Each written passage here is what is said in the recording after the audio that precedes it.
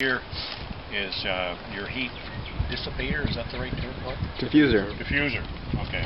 Same principle, isn't it? Alright, so it's going to sit on top of the stove. Then the bottom of the Outback oven sits here. So these little corrugated stuff would diffuse the heat, and then there's not a direct heat on the bottom. It's diffused over the bottom of the pot. Alright, so that's eventually going to go on top of the stove. I haven't used this, but you could. This fits on, it's similar to that thing that Jeff was talking about that goes underneath the stove. Okay, it reflects the heat back up, but I find it works just as fine without it. See how many times I've used it. Okay. Alright.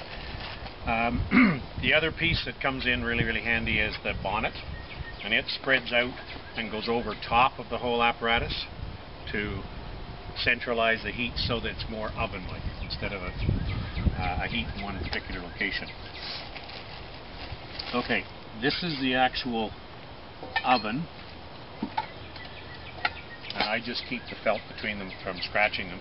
It's Teflon, so it makes life easy to clean.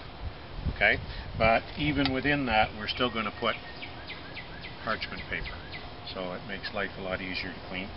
This part goes on top to form the other part of the oven, and then you even have a thermostat, and I learned from Jeff to keep it nice and carefully wrapped up so it doesn't get damaged. It's quite a simple thermostat. Okay, it's got warm up, bake, burn. You want to get it into the bake and keep it in the bake. So once you get started, you got to watch it carefully. You don't want it to get it in the burn, otherwise you know how the cookies are going to taste. Okay, so trying to be careful with this because it is sensitive. The little, not really a wing nut, but it's equivalent to a wing nut, fits on there, undoes there, and then screws in the top of the oven piece. Just get it snug, and then it's going to fit on top of that. You can see there's a hole in the top of here, so we can look at that thermostat all the time and see where it sits, because that's going to go over top of it in that particular way.